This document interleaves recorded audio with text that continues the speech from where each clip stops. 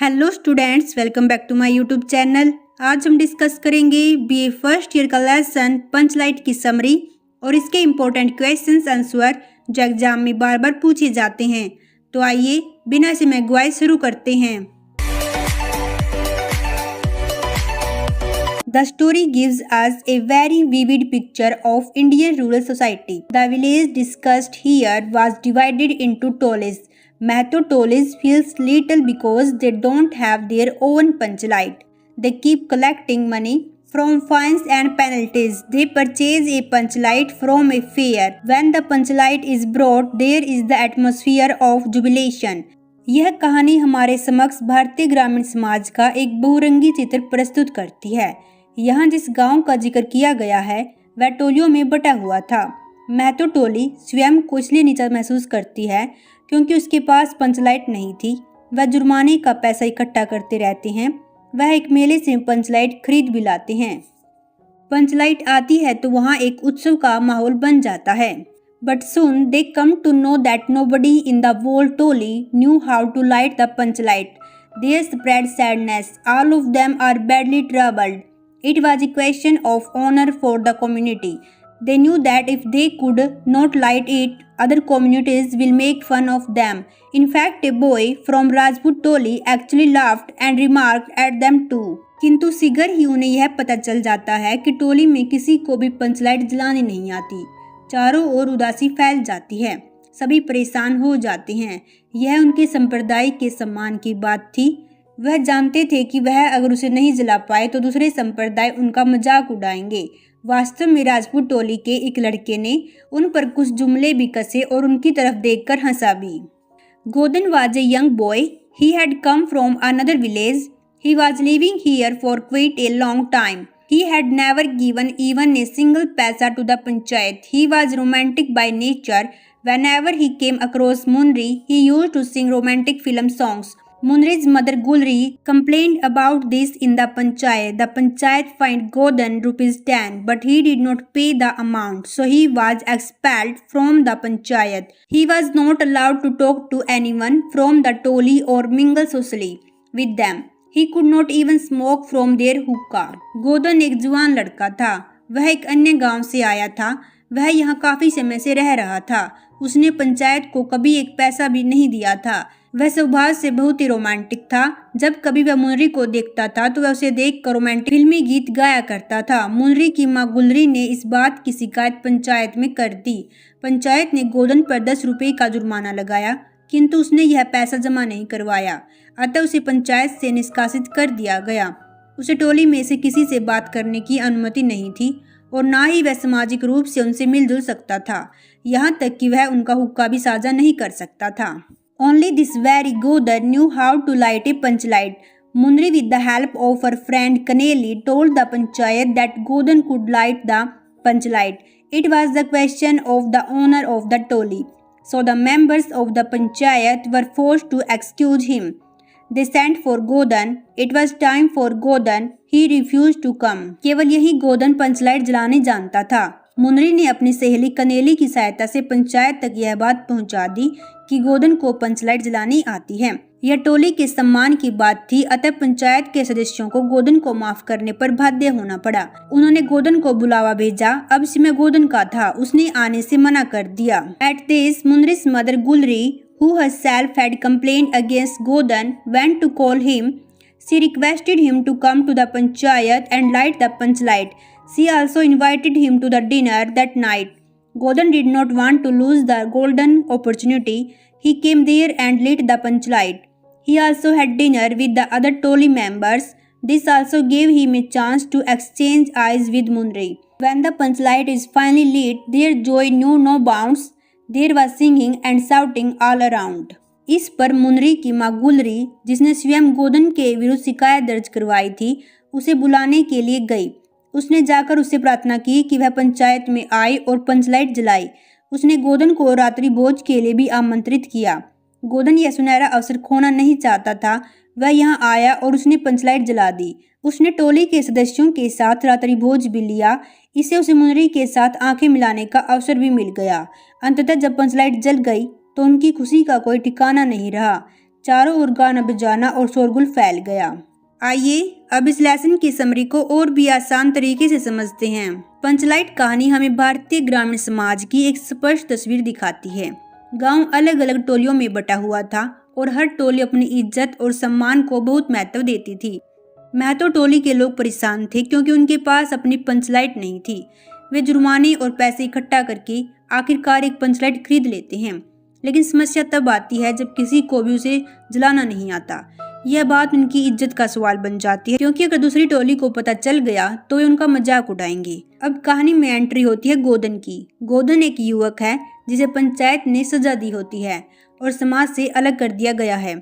लेकिन खास बात यह है कि पंचलाइट जलाना सिर्फ गोदन को ही आता है। मुनरी अपनी सहेली के माध्यम से पंचायत को बताती है कि गोदन ही पंचलाइट जला सकता है। अब टोली के लोग मजबूर हो जाते हैं और गोदन को वापस बुलाते हैं। पहले गोदन आने से मना करता है, लेकिन बाद में वह आता है, पंचलाइट जलाता है और सबकी इज्जत बचा लेता है। जैसे ही पंचलाइट जलती है सभी लोग खुशी से झूम उठते हैं। पूरे गांव में उत्सव का माहौल बन जाता है। इसके साथ ही गोदन को भी समाज में सम्मान मिल जाता है। पंचलाइट कहानी हमें सिखाती है कि हमें किसी को छोटा नहीं समझना चाहिए, क्योंकि हर व्यक्ति किसी न किसी काम में महत्वपूर्ण होता है। आइए अब इस लेसन के इम्पोर्टेंट क्वेश्चन आंसर देख लेते हैं। How did people react when the Panchlight could not be lighted? जब पंचलाइट को जलाया नहीं जा सका तो लोगों ने किस प्रकार की प्रतिक्रिया की? Panchlight had come but nobody in the Mahto Toli knew how to light it. As soon as this realization came, everybody became sad. They thought that it would be a great insult for the Toli if other Tolis came to know this fact. The Panchlight was standing in between, and all of them were sitting around it in a pensive mood. They could not take risk of lighting it till the real method was not clear. Panchlight तो आ गई थी, किंतु पूरी तरह महतो टोली में किसी को भी उसे जलाना नहीं आता था। जैसे ही लोगों को इस बात का आभास हुआ, चारों ओर उदासी फैल गई। वह सोचने लगे कि यदि अन्य टोलियों को इस बारे में पता चला तो उनका बहुत अपमान होगा। पंचलाइट बीच में रखी हुई थी तथा लोग उसके चारों ओर उदास बैठे थे। वह उसको जलाने का जोखिम नहीं उठा सकते थे क्योंकि उन्हें वास्तविक तरीका पता नहीं था। Why was there a mood of celebration in the Mahato Toli? Mahto Toli में उत्सव का माहौल क्यों था? There were several tolis in the village. Almost all of them had their own punchlights. Mahto Toli did not have it. Ultimately, one day, with the collected money, they brought a punchlight from a fair. As soon as the punchlight reached the Toli, there was the atmosphere of celebration. All of the Toli members left their work and reached the panchayat. There were cries of happiness all around. They also prepared for the ritual inauguration of the punchlight. गांव में बहुत सारी टोलियां थी। उनमें से लगभग सभी के पास अपनी अपनी पंचलाइट थी, किंतु महतो टोली के पास वह नहीं थी। अंततः एक दिन जमा किए हुए पैसों की सहायता से वह भी एक मेले से पंचलाइट ले आई। जैसे ही पंचलाइट टोली में पहुंची, वहां का वातावरण उत्सव में बदल गया। टोली के सभी सदस्य अपने अपने कामकाज छोड़कर पंचायत में पहुंच गए। चारों ओर खुशी की किलकारियां गूंज रही थी। उन्होंने पंचलाइट का रीति रिवाज के साथ उद्घाटन की व्यवस्था की थी। How did the Panchlight prove to be boon for Godan? Panchlight Godan के लिए किस प्रकार एक वरदान सिद्ध हुई? Godan was a young boy. He had come from another village. He was living here for quite a long time. He had never given even a single paisa to the panchayat. He was romantic by nature. When he came across Munri, he used to sing romantic film songs. Munri's mother Gulri complained about this in the panchayat. The panchayat fined Godan 10 rupees, but he did not pay the amount. So he was ostracized from the panchayat. He was not allowed to talk to anyone from the toli or mingle socially with them. He could not even smoke from their hookah. Godan एक जवान लड़का था। वह किसी अन्य गांव से आया था। वह यहाँ काफी लंबी समय से रह रहा था। उसने पंचायत को कभी भी एक पैसा भी नहीं दिया था। वह स्वभाव से रोमांटिक था। जब कभी वह मुनरी के सामने आता तो फिल्मों के रोमांटिक गीत गाया करता था। मुनरी की माँ गुलरी ने इस बात की शिकायत पंचायत में कर दी। गोदन पर 10 रुपए का जुर्माना लगा दिया गया, किंतु उसने यह पैसा नहीं जमा करवाया। अतः उसे पंचायत से बहिष्कृत कर दिया गया। उसे टोली में किसी के साथ सामाजिक रूप से घुलने मिलने की अनुमति नहीं थी। वह उनके हुक्के को भी साझा नहीं कर सकता था। When the punchlight was brought in the toli, it proved a rare boon for him. By chance, no one from the toli knew how to light the punchlight. Godan knew it. Munri also knew that Godan can light the panchlight. She, with the help of her friend Kaneli, told the panchayat that Godan could light the panchlight. It was the question of the owner of the toli, so the members of the panchayat were forced to send for Godan. It was time for Godan. He refused to come. जब पंचायत में पंचलाइट आई तो यह गोदन के लिए एक वरदान बन गई। समय की बात है कि पूरी टोली में से कोई भी पंचलाइट को जलाना नहीं जानता था। गोदन को वह जलानी आती थी। मुनरी को भी यह बात पता थी कि गोदन पंचलाइट जला सकता है। उसने अपनी सहेली कनेली की सहायता से पंचायत तक यह बात पहुंचा दी कि गोदन को पंचलाइट जलानी आती है। यह टोली के सम्मान की बात थी, अतः बाध्य होकर पंचायत के सदस्यों को गोदन को बुलाना पड़ा। अब समय गोदन का था, उसने आने से इनकार कर दिया। At this, Munri's mother Gulri, who herself had complained against Godan, went to call him. She requested him to come to the panchayat and light the panchlight. She also invited him for the dinner that night. Godan did not want to lose the golden opportunity. He came there and lit the panchlight. He also had dinner with the toli members. This also gave him a chance to exchange eyes with Munri. Thus the Panchlight proved to be a boon for Godan in disguise. इस पर मुनरी की माँ गुलरी, जिसने स्वयं गोदन की शिकायत पंचायत में की थी, गोदन को बुलाने के लिए गई। उसने गोदन से पंचायत में आने और पंचलाइट जलाने की प्रार्थना की। उसने उसे रात्रि भोज के लिए भी आमंत्रित किया। गोदन यह सुनहरा अवसर छोड़ना नहीं चाहता था। वह आया और उसने पंचलाइट जला दी। उसने टोली के सदस्यों के साथ रात्रि भोज भी किया। इससे उसे मुनरी के साथ आंखें मिलाने का भी अवसर मिल गया।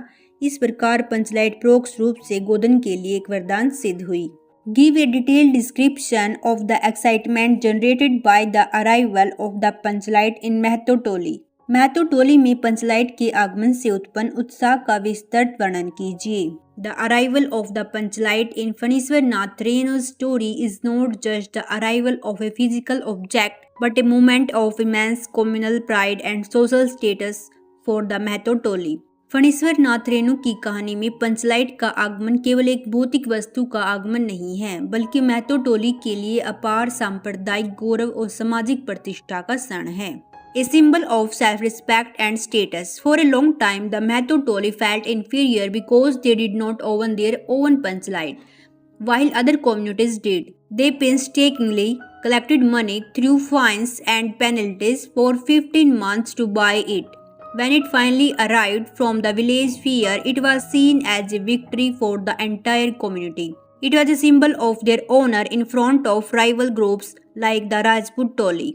आत्मसम्मान और प्रतिष्ठा का प्रतीक। लंबे समय तक महतो टोली समुदाय को हीन भावना का अनुभव होता रहा, क्योंकि अन्य समुदायों के पास पंचलाइट होने के बावजूद उनके पास अपनी पंचलाइट नहीं थी। उन्होंने 15 महीने तक जुर्माना और दंड के रूप में धन इकट्ठा करके पंचलाइट खरीदी। जब अंततः गांव के मेले से पंचलाइट आई तो इसे पूरे समुदाय के लिए एक जीत के रूप में देखा गया। यह राजपूत टोले जैसे प्रतिद्वंदी समूहों के सामने उनकी इज्जत का प्रतीक है। The festive atmosphere. The arrival turned the village into a place of celebration. The excitement was visible across all age groups. The elders and leaders, the chief and duan felt a sense of achievement. They walked with their heads held high, carrying the lamp as if it were a royal trophy. The children, small children in the toli, were jumping with joy and shouting in excitement, hovering around the lamp to get a closer look.